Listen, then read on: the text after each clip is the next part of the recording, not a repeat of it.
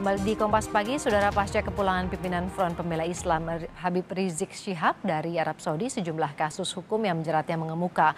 Polisi menyatakan sejumlah kasus yang menjerat Rizik Syihab di Polda Jabar telah SP3.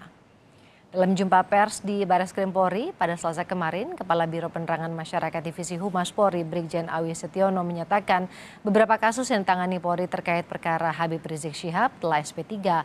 Meski demikian, Awi tidak memerinci apa saja kasus yang dihentikan.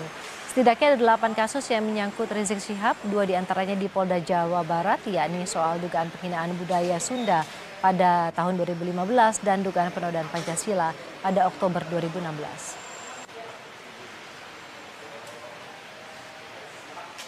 Ini kan hari ini Pak Habib Rizik Syihab sudah sampai, ini pengecekan kasus-kasusnya sudah sampai mana, sudah berapa yang SP3, kemudian sudah ditemukan bukti baru untuk beberapa kasusnya, mungkin sejauh ini masih tetap 9 atau seperti apa Pak Awi? Terima kasih. Jadi seperti kemarin saya sudah sampaikan bahwasannya silakan untuk konfirmasi ke Polda Metro Jaya, ya.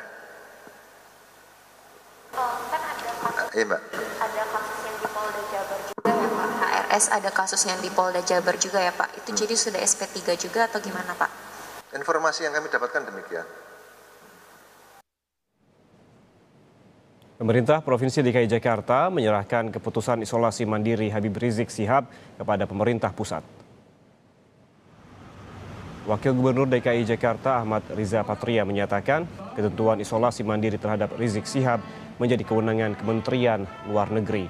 Pemerintah Provinsi DKI Jakarta hanya akan berkoordinasi dengan pemerintah pusat terkait hal ini sesuai aturan Kementerian Kesehatan. Warga negara Indonesia yang tiba dari luar negeri harus menjalani isolasi mandiri serta membuktikan negatif COVID-19 melalui tes usap.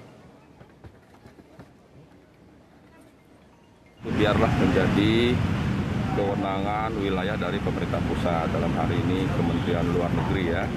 Terkait perlu tidaknya diisolasi itu nanti menjadi tugasnya dari Satgas Pusat yang saya kira sudah berkoordinasi dengan pemerintah Arab Saudi, dengan Pak Habib Rizik dan keluarga, bagaimana penanganannya, apakah yang bersangkutan ketika berangkat di sana sudah melakukan swab PCR. Terkait kerumunan massa FPI saat kepulangan Habib Rizik Syihab, Satgas COVID-19 meminta para pihak tetap menjalankan protokol kesehatan karena kerumunan dapat meningkatkan resiko penularan COVID-19 yang dikhawatirkan memunculkan klaster baru COVID-19.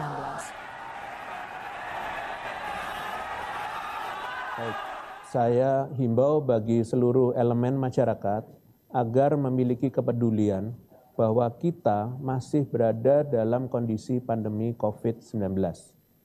COVID-19 adalah virus yang tidak terlihat, penyakit yang disebabkan oleh virus yang tidak terlihat, sehingga tidak semua orang memiliki gejala pada saat awal terkena.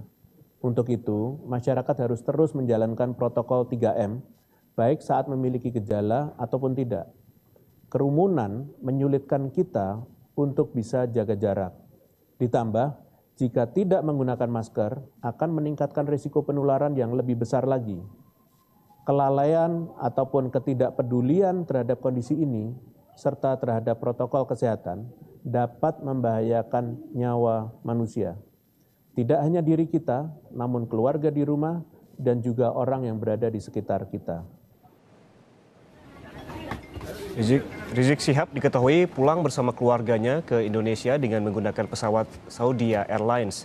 Rizik berangkat dari Jeddah, Arab Saudi pada Senin 9 November 2020 pukul 19.30 waktu setempat dan tiba di Terminal 3 Bandara Soekarno-Hatta pada Selasa pagi sekitar pukul 9. Setibanya di Bandara Soekarno-Hatta, Habib Rizik Syihab langsung menemui dan menyapa pendukungnya di depan bandara. Dari atas mobilnya, Rizik sempat meminta pendukungnya untuk pulang. Rizik Syihab beserta rombongan kemudian meninggalkan Bandara Soekarno-Hatta menuju kediamannya di Petamburan Tanah Abang, Jakarta Pusat.